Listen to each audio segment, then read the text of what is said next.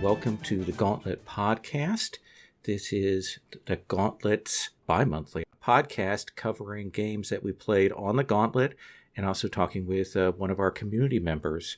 Today I am joined by frequent co-host and creator and star and editor of the Plus One Forward podcast, Rich Rogers. Hey, Lowell, it's great to be on again. And we're really lucky to be joined by Mark Causey, who's a great player on the Gauntlet and who is also part of a Twitch gaming group that's on its, you said, third season, doing Legend of Korra with Blades in the Dark. That's wild. Oh, yeah, it's a great game. It's a great game. Basically, Republic City 5 years before Korra shows up. All these triads are competing with each other. It works really well. We'll make sure we put a link to that in our show notes. Great. So in the first segment, what we do is each of us is going to talk about the games that we played in, at this point, September. And we're going to focus on one game that we played on the Gauntlet and talk about it a little bit. So, Rich, let me throw it to you. How was your September? September was good. I had quite a few really cool games to talk about. It was kind of hard picking which one. Off Gauntlet, the Plus One Forward crew, Rach and I, we just kicked off a series of The Sword, the Crown, and the Unspeakable Power run by Rach's partner, Rob, who is pretty amazing. That's been fun. Jamie was nice enough during our Bob series. They have been running Balikbayan, their game. Balikbayan returning home. Then with the Thor's Night group, which was a face-to-face group that moved to online, we played Scum and Villainy, Hit the Streets, Defend the Block. For my Sunday group, the Intercontinental Group of Awesome, we had also Hit the Streets, Defend the Block that I reskinned for retired supers that we called Hit the Mall, Defend the Shops. Now, Hit the Streets, that's now available print on demand on DriveThruRPG as of today, if I recall correctly. That is correct. As of recording, a premium softcover has been released as print on demand. I'm really happy with the print proof that I received and the tweaks that Jesse Ross made to it. It's a gorgeous little book. I'm really proud of it. Thank you for that, because I have trouble. I just want to tell you, listeners, Rich will never push or boost his own things. You have to make him do it. So continuing on, I did a Kids on Bikes hack of Monster of the Week that I called Monster Squad in honor of the 80s movie. That is terrible, but I love. My wife and I got an opportunity to play a demo of Good Society run by Haley of Story Brewers. Really cool. My wife and I continued our Dungeon World duet game, and then my Sunday crew, of which Lowell is the wonderful GM. We continued Star Trek Adventures. I'm continuing a longer playtest of my minor league baseball game, The Bat Hack. On Gauntlet, we have Comrades, which we'll talk about in a bit. I got an opportunity to play a two-shot of two different games run by David Morrison. Really educational for me, and now he GMs. I really appreciated that. Got a chance to play Cartel, and then on the yin for the yang, Masks a New Generation. So you can tell that David has a lot of GMing range there. Yeah, I'm going to say. And then the last game that I played in September on the Gauntlet is Before the Rebellion. And that's the game I'd like to spotlight or talk about tonight. Ooh. Yeah. So Before the Rebellion. It's not widely available, but D. Vincent Baker, creator of Apocalypse World and Murderous Ghosts and Poisoned and a whole slew of different games. He also created Dogs in the Vineyard, and Dogs in the Vineyard is now off the market. That was an RPG that came out in the early 2000s about an Old West that never was, kind of a Utah. Some people call it like Old West Paladins, and that's the core engine that Vincent updated for Before the Rebellion. But here's the cool part, friends. Before the Rebellion, he evolved it to be more of an Old West with sci-fi. So yes, it is Star Wars with the serial numbers filed off. In fact, he said in his pitch, what I want in a Star Wars game is a different kind of Western.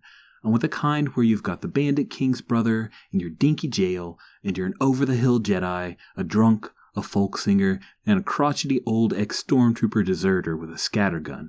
And as soon as the Bandit King figures this out, Him and 20 hardened murderers are going to ride into town, shoot everyone they see, take their brother away, and leave the town burning. That's what you got and what you're up against. What's your play? I love that pitch.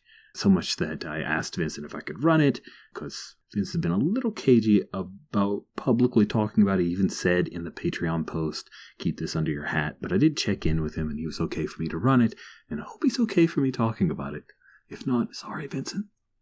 In this 12-page PDF, Vincent has stuffed in all kinds of cool stuff. Character sheet, 4 broad PC archetypes with applicable dice to their stats, character creation sketch, it's like 1 column on 1 page, that's what I mean by sketch, and 4 pages on conflicts. There are also some of those D66 tables giving you 36 different situations that the players and the GM can build up and play through. And there are also at the very end some stat blocks for pre-generated or common NPCs or threats that you might throw at folks during a session. I had a chance to run 2 sessions of Before the Rebellion for the Gauntlet, and I had a really great group. Keith Stetson, Will, and Sabine were my 3 players. I tried to keep the player count low because I went in with Dogs in the Vineyard expectations. We told a story about a planet known as Backwater, where we had an outcast Jedi, an Imperial deserter, and a political exile from the core worlds, and they all lived in this little speck of a town that was drying up. The situation that they chose, because one of the interesting aspects of Before the Rebellion is that the players and the GM choose one of those situations, and that's what you go with. Well, the situation was there's a rebel spy who was on the run from the Empire who showed up in town and had some secret plans. Things did not end happily for the characters, but they did help the spy escape in the end to continue on his journey. Primarily what worked for me is the change of the frame. Originally, Dogs in the Vineyard had some... There's a reason that Vincent decided to take it off the market. It had some problematic looks at dogma, religion, and playing in it was awkward. You play these teens who are raised in a particular religion. Your word is law. You go into towns with problems and you can solve it whatever way. And everyone says, well, the Tree of Life said it was okay, so that's what you do. And I tried earlier this year to run what I called Padawans in the Vineyard. It's something I found way back on the Forge forum. Someone had hacked just a few little aspects of Dogs in the Vineyard so that you could play young Jedi that were kind of doing the same kind of thing. And while the story that we told was really interesting, I didn't feel like the premise or my frame was very strong. There were some in-character arguments about the purpose of their temple, the value of the old Jedi dogma, and I kind of fell into a little bit of that Dogs in the Vineyard trap, for lack of a better term. And the frame for Before the Rebellion is a lot stronger. It's easier to pick up and play, and it avoids having to be about Jedi as well. Because really, what you need to play are effectively people that have ended up down on their luck. The outcasts, the exiles, the folks that are idealists who just don't fit in normal situations, normal society. And that's a super compelling reframing to use the same general engine with some tweaks and updates. And man, does it slide into Star Wars really strongly. There were a couple of major mechanical updates that I was like, oh, thank goodness this exists. This was a thing I wanted to exist when I was running Padawans in the Vineyard. And the other one is, oh wow, that's super smart. I'm glad that a smart designer came by and did this instead of me fumbling through. The first one is simple uncertainty.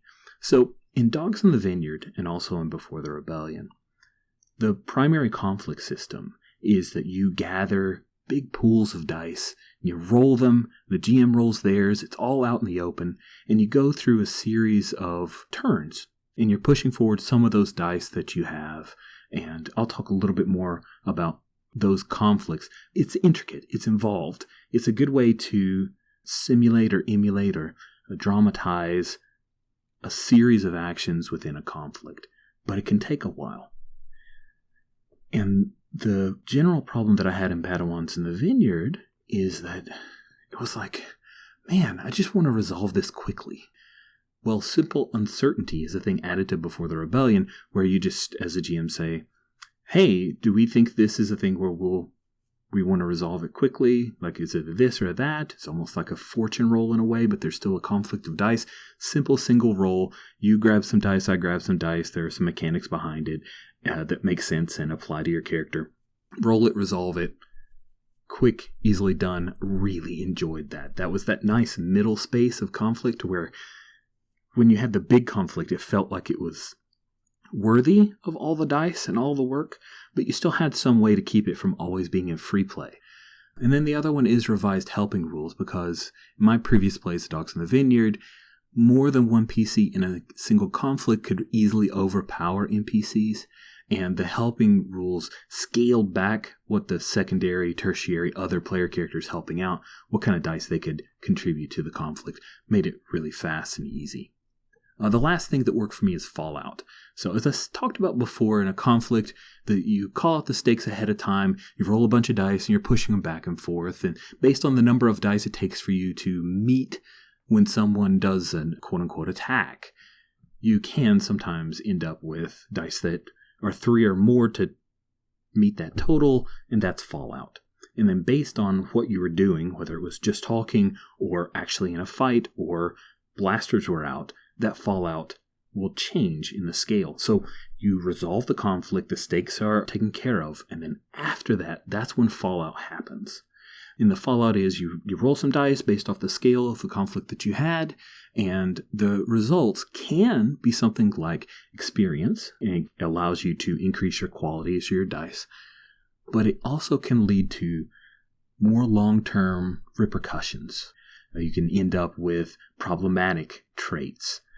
You can also end up being injured. You can also end up dead, which I think is interesting. You don't realize you're dead until the conflict is over. It's kind of that you got the gut wound and you push your way through, and then at the end you're like, oh, I'm bleeding out. That sucks.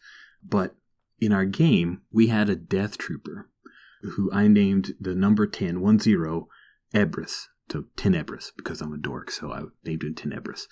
But there was this huge stare down between him and Sabine's Jedi outcast named Shayla Dahl.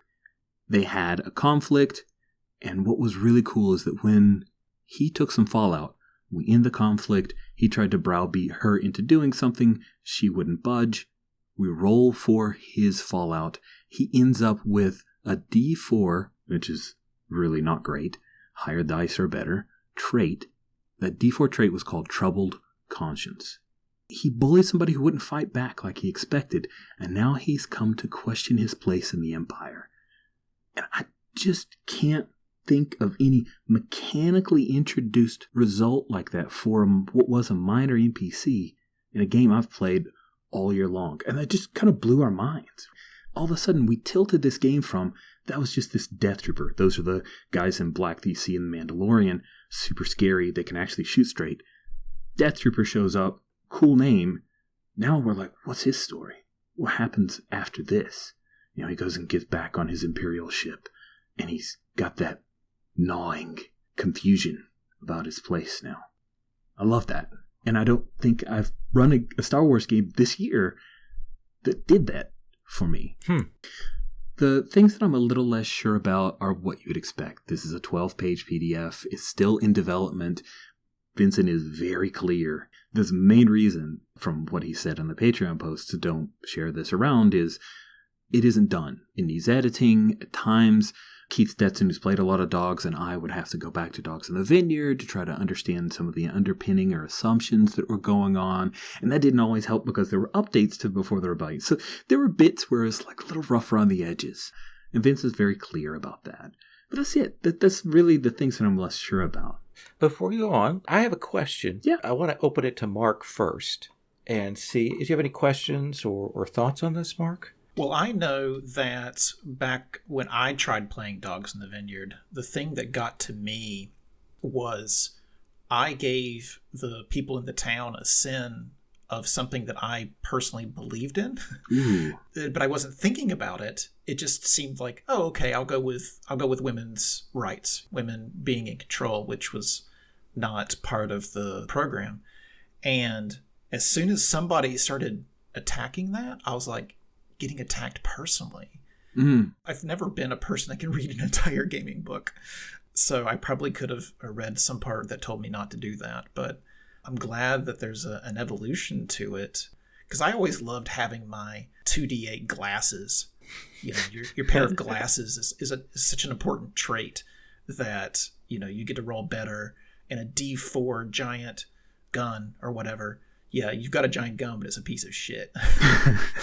I know Rich's love for Star Wars. And I just have to say that by the end of the elevator pitch that he read out before, I could see the entire intro sequence. I could see the ship flying into the planet and the people on the planet and like the little city that they were in and stuff like that. It sounds like it's going to be a great game. Yeah, I really...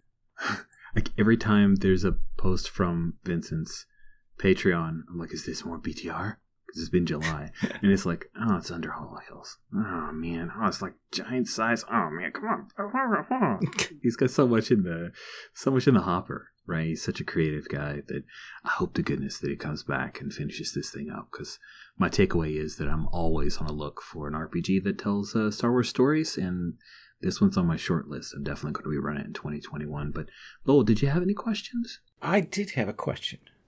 So I've known you for a number of years, and you know, both you and I have some hang-ups. Like for me, Vikings, that kind of stuff does nothing for me. You are on the record as not digging Westerns at all. I know. This is what I'm freaking out about, is because when it's been brought up to you, oh, we could do a Western thing, you're like, ugh. So what's the difference here? Is it just Star Wars, or is there something about the basis of it? What is the difference? Oh, it is 100% a Western with blasters. It doesn't even pretend. Like, there are so many little bits in those 36 situations that I mentioned, which is, let's swap out the word gun with blaster. It is a Western. There is no doubt about it. When I was running the game, I kept almost calling something a saloon, which was our quote-unquote cantina. I copped to it. It's totally a Western. Okay, that's all I wanted to hear. That's all I wanted to hear is that. You ever want to run a Western game for me? If you let me call my gun a blaster, maybe I'll do it. Rich, is it only for one-shots? No, it isn't. Oh, good question. Yeah, that's a great question. So there is, of course, experience dice. There's long-term fallout. There's all those underpinnings from Dogs in the Vineyard. And then those situations that you have is really just to kick off the first story. I will say, though, it feels like it's almost anthology in its bent, because none of the situations are interrelated to each other. So I could imagine it, you play the same characters, but like, okay, we're done with this situation. And if it's fully resolved, let's pick another situation. Okay, X time has passed and this thing happens. So, Mark, let's come to you. Why don't you tell us about your September? Okay. Well, I have to say, I thought I gamed a lot, and then I heard Rich talk, and Rich Sorry. You game a lot. I admire the amount of gaming that you get done. I had a Blades in the Dark campaign hit its 12th session, and we wrapped that up. Nice. That's a good run. Yeah, we had some great epilogues. The next game that happened on that same gaming group, same gaming night, we started off a 13th Age campaign. My Wednesday night group, I pitched Lady Blackbird as the system and the setting, but we went with a completely different story. And we built the story together as a group, like the genesis of it. We're on session 10, I think, of it. Oh, wow. It's called Finch's Flight. And basically, it takes another member of royalty and puts them on the run. And they have a group that's part of their ship. As one of my players pointed out, it's all conspiracies and mysteries. And I keep introducing more conspiracies and mysteries. And they're like, well, maybe we should wrap one of those up at some point. And finally, there's inspectors. When I play it nowadays, I always make us give the TV show the reality TV show that it's based, that's going to be on airing with the guy with the camera, give it a name and give the branch a name more specifically. And so I've done Critter Getters. And now we're doing Ghost Toasters. So Ghost Toasters is my Sunday night game. And I have to share something about that. I know this is not what you're looking for, but no. So last night we had a session, and we only have 2 hours blocked off, but Inspectors is really good for that. You just you choose a die number for your adventure, and then it wraps up really quickly. And we talked and we talked and we talked and we talked. And with half an hour left, they're like, are we going to game? I'm like, yeah, let's do an interlude at Starbucks. And we just had our characters there at Starbucks, and we actually had some ghosties type stuff happen. But we were more interested in, like, what were you drinking? And what do you deal with the fallout of your most recent adventure being on Instagram and stuff like that? And so that was a lot of fun. Nice. As for my On the Gauntlet games, I got to play Checkpoint Midnight, which is an incredible game in development. It is supernatural spies in post-World War II Vienna, based loosely off of the movie The Third Man. I cannot recommend it enough. I've enjoyed it quite a bit. And the game I'll be talking about tonight is Comrades, which I played as a Star Wars Saturday game with Rich. Yep. And a great gaming group, a fantastic gaming group. Wow. The way I describe Comrades is that it is a group of dissidents who want to find a way to overthrow a fascist government. We played post episode 6. There was the fall of Palpatine, but Coruscant, the capital planet, still had quite many stormtroopers. And the law was pretty close to martial. And the game, it has a lot of... I can't stop calling them skins from Monster Hearts, but playbooks is what they are. Okay. And there's so many of them, but they encompass some really interesting characters. Like you've got... Well, I ended up playing the Brute, and then I never ever used maybe once or twice I used my powers. It was a 4-session game that we played. It is what I'd call a standard PBTA game, 2d6 plus stat, and there's an MC, and there's hard moves and things like that. We played with Rich and 3 other players beside myself, so there was total of us, 5 of us. It is meant for longer term play. Mm-hmm. That is obvious from its end of session move. Its end of session move basically determines how the public is reacting to your acts of rebellion against the government and if they're accepting it or not. And as they accept it, your group gets better. It's a very fun mechanic, but it's also really weird. But I enjoyed it. What we did as a group was we agreed before we started going in that there would be a mid-season jump, and that would fast forward us to a way that we could end the rebellion and not have to play the 12 or so sessions at least to get close to it. Basically, you have 5 chances to roll a 10 plus, and then you need to do it 5 times minimum. So we did that, and it was a lot of fun. We had it planned. We all knew it was coming. We hit the hook, and we jumped forward. Really enjoyed that. One of the things that worked for me is the character keeper. The character keeper we had was perfect. I could always see everyone's character. I could always see what their relationship to me was. I had my moves in front of me, so it would remind me of my moves, which I need help with all the time. I just get into role playing, and someone's like, "Hey, don't you want to use that move of yours?" "Oh yeah, I've got a move I can use." I don't know how many times I said that. And that's the thing, right? Like the moves were there because of the character keeper, but there was this move for sharing a quiet moment with someone. And I do that in every game I play. And finally, there's a move for it, and it does something. You get to find out how well it came over. Did they take your words to heart? Or did they think, oh yeah, what a jackass by the time you were done? And it had this mechanical weight to it. I really enjoyed that. The other one was cradle a dying teammate or something like that. Oh. Luckily, we got that roll finally at the end of the game where I made the poor choice and got blasted because of it. It was fantastic. I just have to jump in with 2 things. Yeah, please. When Mark says, luckily, that's because in the last session, when everyone was fully on board with cradling some dying comrades, they were rolling, no lie, 12s to 15s. and I'm like, how do I hard move that?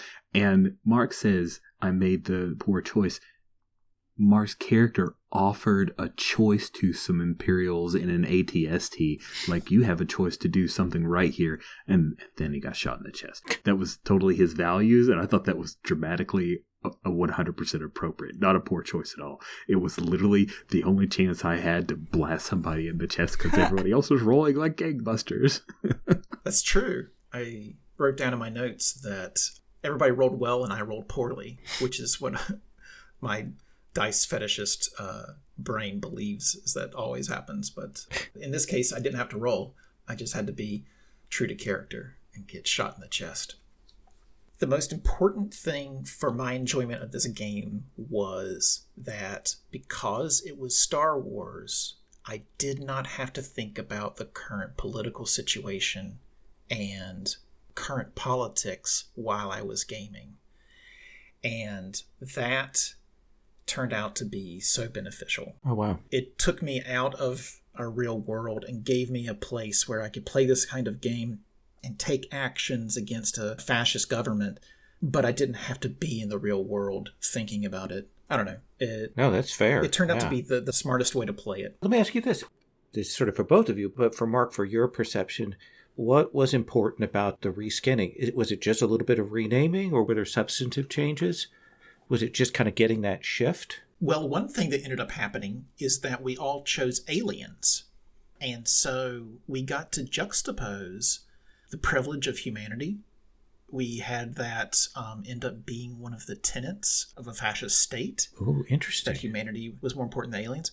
And we got to compare ourselves to the actual rebellion. You know, the Star Wars movies rebellion. They came in to talk to us, and they're a very human-centric group in the movies, not completely. So, first of all, just getting to choose aliens really set us up for some dramatic tension when there were humans around. Specifically, the stormtroopers and... God, what was her position, Rich? The woman... You're talking about the woman from ISB? Yeah. Really well-off and privileged people were all human. It was very interesting in that way. But also, the acts of violence and repression that you can do with an ATST far exceed... Well, you could have tanks or whatever, but still. The rule was, if you get shot from somebody at a distance, you take 3 out of 4 harm. If you get shot point blank, it's 4 out of 4 harm. Holy cow. It is a deadly game, but when you share a quiet moment with someone, they get to heal, and it wasn't quite as bad as you thought it was. And so we just had these quiet moments, and we somehow recovered ourselves. It was good. My takeaway are some things that I would say is, like, I would really like to see an actual play that the author wrote or performed before playing again to get inside their mind. There's this one nagging rule for the end of the session where it says roll plus bond, and it doesn't say who that bond is with. And so the stat doesn't mean anything unless you do something. So there's that part of it. But I'd be interested to see if the game progressed as viciously, as quickly as ours did. I mean, we were in some deadly situations from moment one. And are the deadly situations supposed to be like you build up to them? Or are you supposed to start with a gun to your head and run? So I would like to see more from the author on it. The aliens versus humans thing there is really interesting because that hadn't occurred to me. But now that I'm thinking about it, in terms of what I've watched with Rich's Star Wars Saturdays games, is, am I right, Rich, that more of those games are alien-centric, or the human-alien ratio is better than, say, in the Star Wars fiction that we're seeing? Oh, without a doubt. People love playing the wild aliens. I've had so many Gamorrean NPCs. We had one in the Comrades game, in fact. Interesting. It doesn't hurt for the fact that Rich has this really great tab on the spreadsheet with like a picture of all the other alien races. If you think about it in egalitarian terms, right, you're looking at 12 aliens and humans. And so your eyes just get drawn to an alien for some reason. It's kind of hard to justify playing a human. I mean, I got to play. What was that game that I got to play? The Twi'lek Padawan. Our Lady Blackbird hack that Jesse and I made. Yeah, that was really fun. I probably could have just easily done just a human, but I was like, I want to try a Twi'lek character or something like that. So, aliens. Any last thoughts about Comrades? Chorus and Comrades, yeah. About halfway through the game, I told everybody, I'm like, hey, I think I want to change characters. I feel like there's so many playbooks that we're missing out on something. And then as I was trying to make a new character, I just kept coming back to my old character, like the things that I wanted to do with my old character. I was like, you know what? I'm just deep inside this character. I'm not going to do it.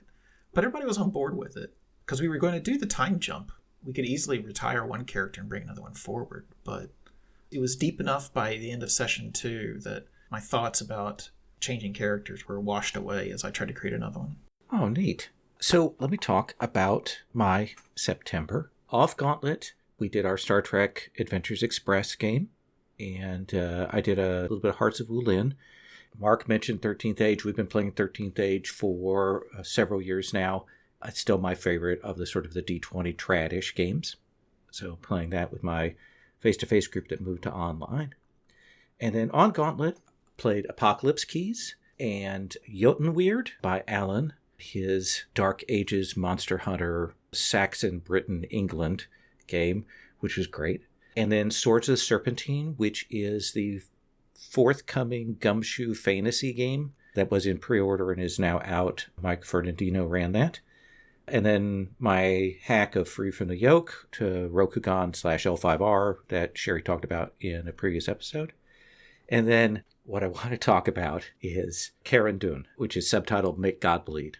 This is my favorite game of the year, like 110%. I love this game. Wow. I had so much fun because it hits on both everything I love about high action fantasy, like that's really in my wheelhouse, but combined with like non-Western stuff and really interesting non-Western stuff. So there's a little bit of a connection to Comrades in that like fantasy characters that are kicking it back against an established structure, and that structure is actually kind of the cosmos at this point.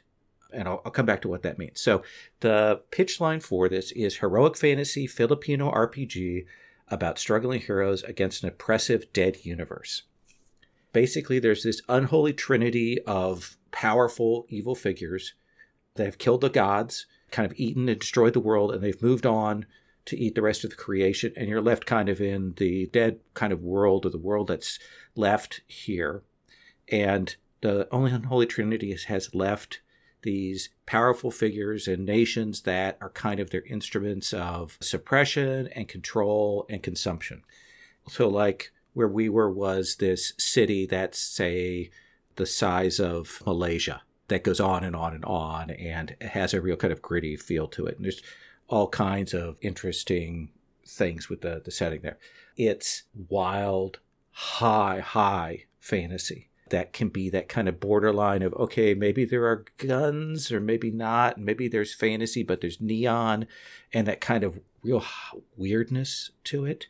The setting has these empires that wear the trappings of the real world forces, especially the ones that were colonial forces in Filipino history, but it's kind of done through the lens of the oppressed. And the best touchstone I can give is this is a better version of Exalted.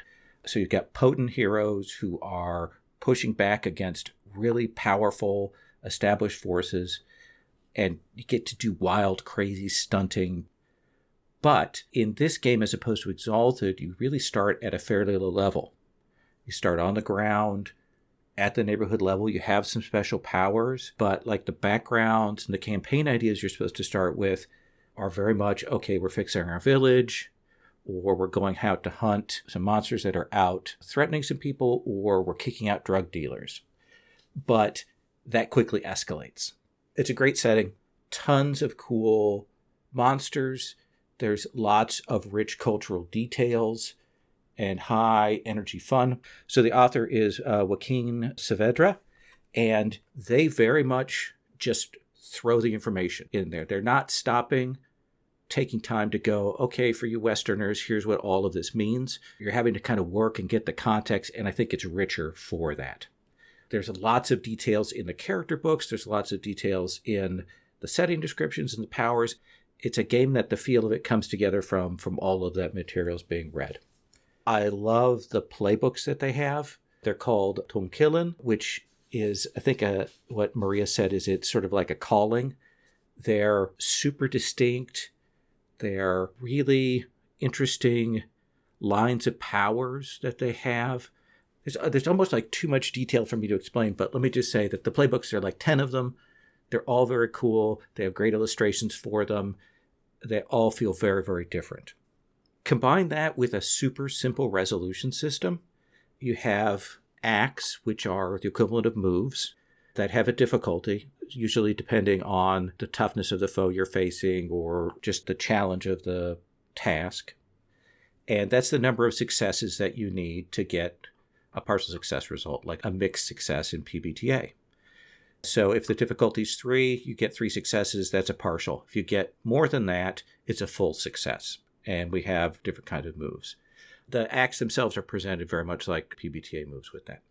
So you've got a set of stats, 5 stats. They have a value that starts at your starting characters are going to have 6 or 7 points spread amongst their stats. And it's usually stat plus stat or double stat for the number of dice you're rolling. And you're rolling d6s. You want 4, 5s, or 6 on any of the dice is a success. You get bonus dice for doing cool stuff. You get bonus dice for people helping you.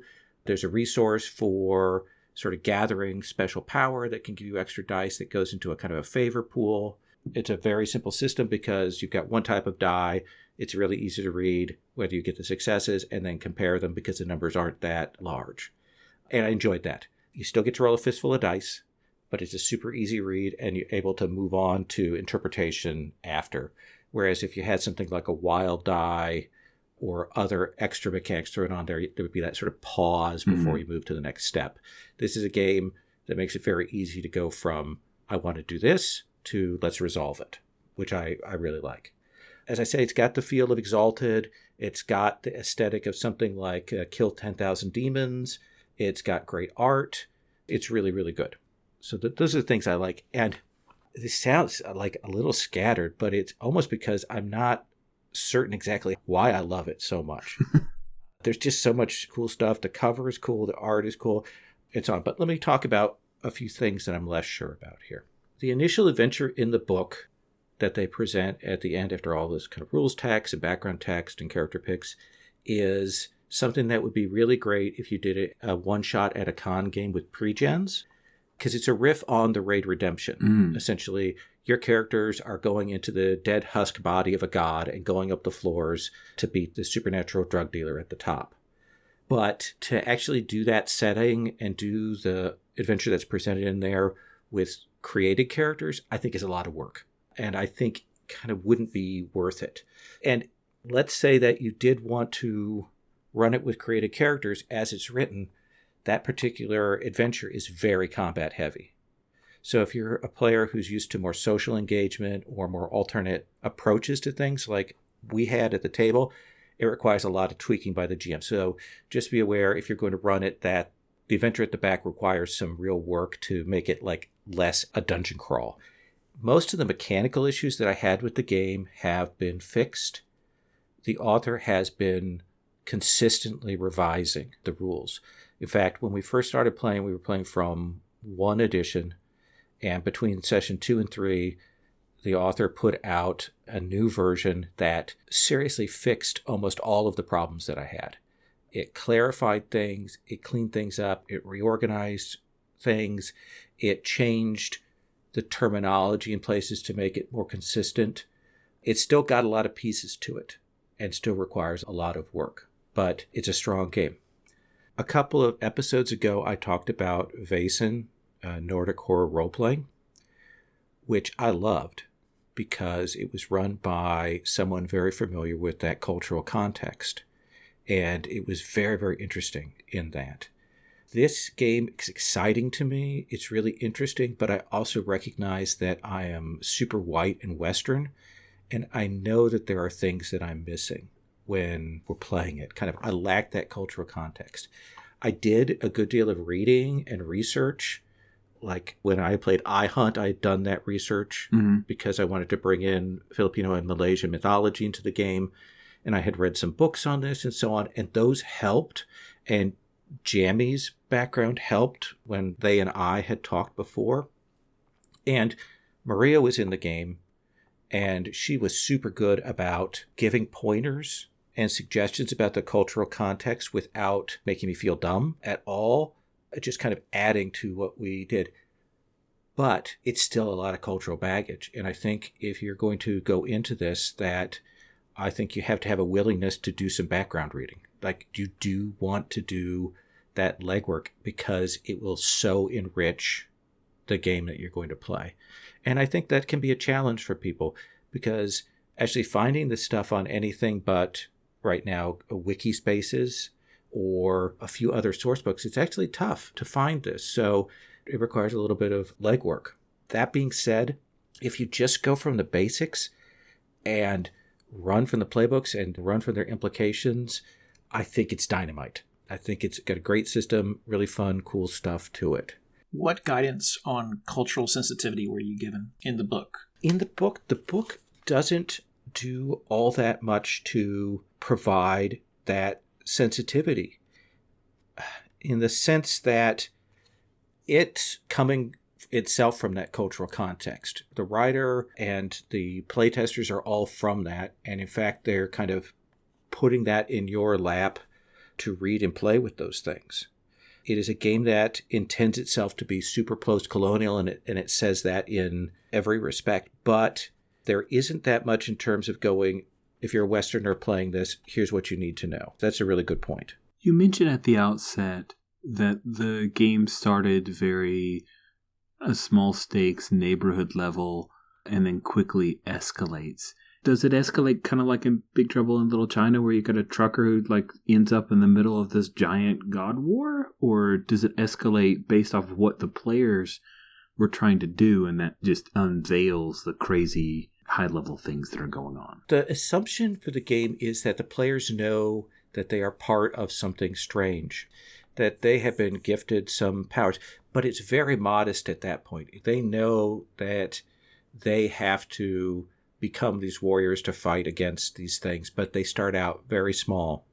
But each sort of tier that you go up, you get quite a bit. Like you could take a couple of new powers at each tier and a couple of stat raises, and that might be like one session. So you go from sort of 0 to 60 pretty fast, but it isn't like Big Trouble in Little China in that you're brought in from the outside. You're very much buying into the world being like this, and it wants to destroy you. It wants to destroy heroes, but you're going to have to fight against that. When did you know it was your game of the year? I think when we hit session 2, as I did 4 sessions, and of course session 1 has some character creation. I hit session 2, and there's the moment when they're talking to this cigar-chewing Satan of Wrath, this demon, and just everything really clicked. Like, the players were into it. They, wanted to open doors that they probably shouldn't, and they were buying into the flavor of the setting. They were adding details to the flavor of the setting, and I also realized every time we've gone to combat or resolution, it's been quick. You want to fly across the room and knock this curtain down and make the curtain rod stab the guy in the eye. Okay, roll. Yep, you do it. They're dead. And that's the kind of resolution that I like. It kind of feels like Exalted, like, oh, we're going to be super crunchy, but then you punch a guy's head off. And it still feels right. So once I got to that point, I kind of loved it. Cool. So my takeaway, love this game. Love the premise, the play level, the system. It's Creative Commons, and I can't wait to see what the author does with it and what other people do with it. Let's move on to our second segment.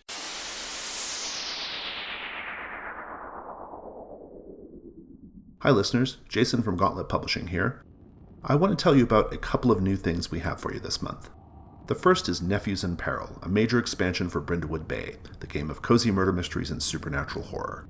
Nephews and Peril is a collection of 6 new mysteries for the game, each by a different fabulous author, and some revised rules and gameplay advice.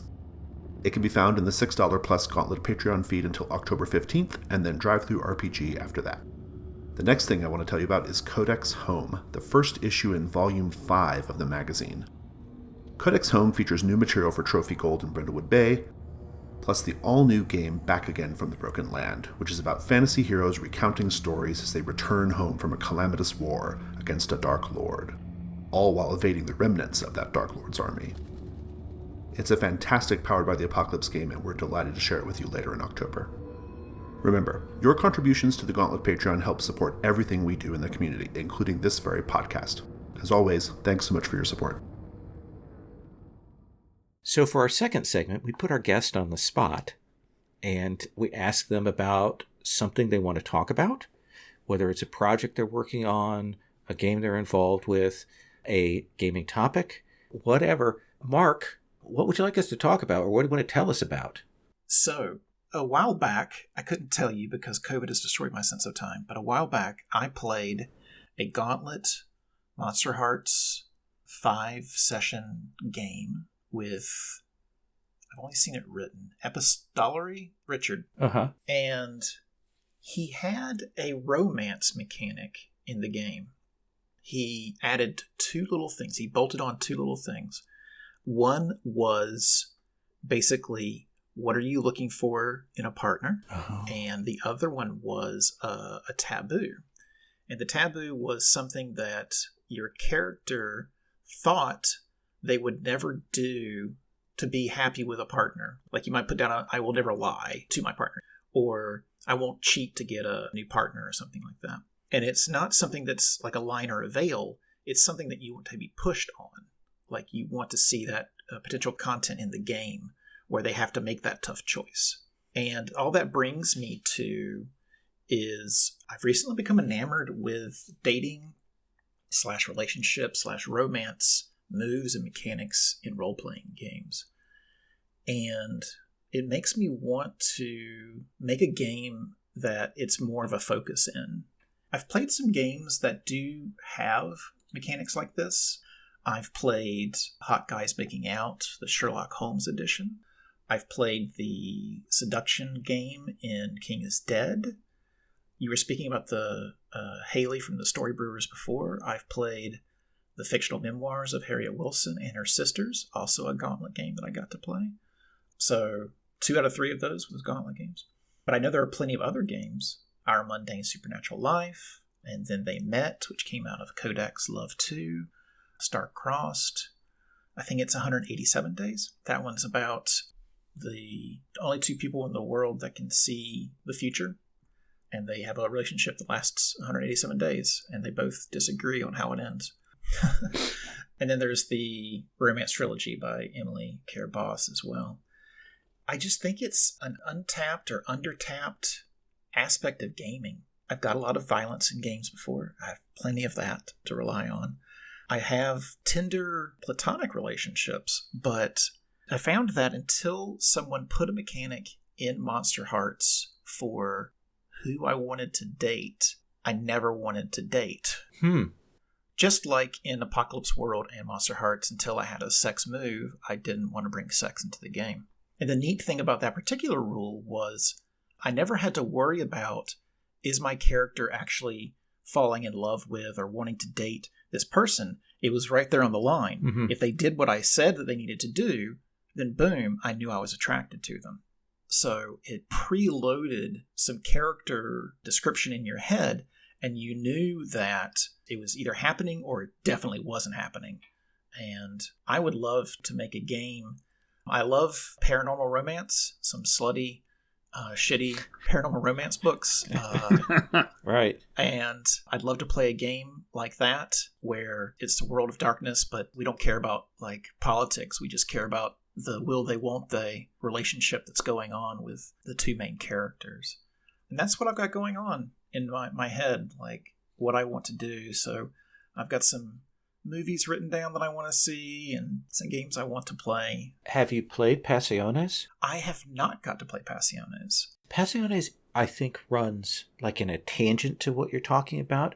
There's romance, but it's with that kind of capital R. You've got a move that's essentially declare your love passionately. It's I don't want to say aggressive, but it's a very direct move where you declare your love and you roll and you kind of force the other person to say whether they love you or not, and give themselves to you. It fits very much in the genre, but it is not a subtle move in some ways. But I like the feel of what it gives of going, my emotions, your emotions are currency and things that we can play with at the table. Yeah, that is exactly what I'm looking for. Not necessarily in like telenovela love declarations, but guidance or suggestions for like bringing it to the forefront of people's minds. And I think our history of gaming, starting with wargaming and D&D and chainmail and all that, has given us plenty of avenues to explore the ways to beat people up. And it's almost considered a default portion of some role-playing games. But once I got into story games, I realized that you could do many different things. On the opposite end of the scale, I just got done playing with the Gauntlet, This Party Sucks, which is a game about someone who just broke up and they go to 3 parties, all of which suck. And then there's an epilogue where they become a better person, having worked their way through their breakup. It's very cool because it has this thing called a coping mechanic. And in between each party, you choose what your coping mechanic was. What have you done? Have you fastidiously cleaned your house? Have you been sleeping in late? That kind of thing. What have you been doing to get through with your feelings? And then you just jump into the next party.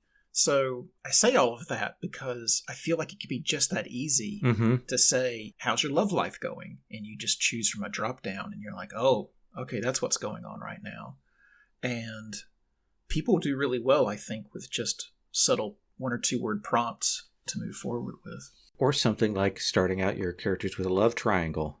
Everybody starts with an entanglement. That's the Hearts of Wulin has that. Everybody has to start. I'm gonna push my own stuff there because everybody has to start with a romantic entanglement that is problematic. But I kind of love that. So I really want to play that game. Never have got a chance to play it. I also want to watch some of the films that I want to watch the media that it goes with so that I can understand these complicated relationships. I will watch out for the next game of Wulin that's available. Keep that in mind. Players often talk about, I ship these 2 characters, or my headcanon is that they're in love. But sometimes that stuff doesn't get to the table. And I'll admit that I'm a high-paced, fast-paced GM. So I tend to move scenes forward, tend to push on things. And I suspect that because I do that, I sometimes don't leave the room that you need to have for people to figure out that they do have feelings for other characters or for the NPCs. So having a mechanic, as you say, Mark, is both a signal to the players but also to the GM that they need to leave space for this. Or when a player goes to do that move, they need to validate that move and give them all the excitement that they would give them with a combat move. Another successful technique in my Legend of Korra game, Republic City by Night, we had 2 of the PCs start to develop a relationship, and they had this conversation about what they were looking for and things like that. But then we took downtime actions to convert our vice to that person. Ooh, neat. So we would relieve stress by spending time with each other. Oh, that's nice. That's really good. That's a vice that isn't terrible. That's nice. Yeah, exactly. But the neat thing about that is, say you rolled really poorly on your stress relief roll. What that means, the time you spent together wasn't as good. So now you have a detailed 1 through 6 meter of how our relationship handled like last weekend when we spent time with each other and stuff like that. Or if you overindulge. Yeah, no, totally. It's all right there in Harper's game. It's just, it goes from being something dark thief oriented to can we get through all this together oriented. Oh, that's great. I'm so going to steal that. Yeah, I'll be glad to get you in contact with the author. So that's great. Yeah. Anything else you want to say about adding romance into the play of games? I think you obviously have to have a consent conversation with the players as well. I think there ought to be a consent conversation about having, we have lines and veils, right? So I can have a line or a veil against exploding heads. or curtain rods going through people's eyes and stuff like that. But we've lived with violence in games for so long, it's just considered to be part of them. And I'm not saying that's bad. Mm-hmm. I'm just saying that we've got 30, 40 years of that baked into our culture. But it's still new. It's as likely to cause somebody discomfort as like violence might from their past and stuff like that. So it just needs some conversations to go on to. Very, very cool. Thank you. That is a great topic. Yeah, I agree. I enjoyed it. Listeners, we're going to move on to our third and final segment. Listeners, our final segment is called Giving Me Life. And in this section, each of us is going to briefly discuss something that is lately inspiring us or giving us joy. So, Rich, what is giving you life? DCU, the DC Universe online streaming and comic book reading service that I've had a subscription to since it started, announced that at the end of the year they'll no longer have video content. And I honestly, I paid the $75 to get it for the first year for Young Justice. Like, that was the only reason. They were like, there's other stuff. I'm like, that's great. I did the math. There's this many episodes. I'm paying this much per episode. Worth it. And it was. I really enjoyed Young Justice. But with that announcement, the video content is going to HBO Max. Oh, good. And that's good, but that's also going from $75 a year to $15 a month. So that's a thing. But I've decided this is what's giving me life. I'm going to burn through all the video content that I am interested in. So I have just finished up the second season of Titans. Meh. But I also finally got to the second season of Doom Patrol. Mwah, chef's kiss. Wow. I don't know if it was better than the first, but I'm thinking maybe I enjoyed it more than the first. I don't know. It was great. And now I'm hitting up Stargirl, which I'd heard was good, but I'm like, wow, it's real good. Like, I super love, this is a new generation frame that I could get super behind. Like, I really dig it because there's some legacy stuff that they're playing with. It's fun. Really, really awesome. That's been giving me life, is just burning through all the DCU before I let my subscription lapse at the end of the year when they get rid of video stuff. I tried to get on this service last month, but you just can't. They're clearly phasing it all out for the HBO Max stuff. Yeah. Mark, what is giving you life? With the release of a new Vampire the Masquerade game coming up, Bloodlines 2, there have been a couple of visual novels released for Vampire the Masquerade, and YouTube recommended it to me, and I started watching this person playing a visual novel, which is basically just a lot of talking with a few choices in it, if you're not familiar with a visual novel. Like a choose-your-own-adventure kind of game. Mm-hmm. I've had some really bad experiences with World of Darkness games. I have not really had any good experiences with World of Darkness games. Oh, wow. And for the first time, I started seeing what it was all about, what it was meant to be. Well, at least a good representation of what it was meant to be. And I'll be darned if I started watching and I had to go to bed at some point. I wanted to watch all 15 episodes, all 15 hours of it in a row. I wanted to binge it.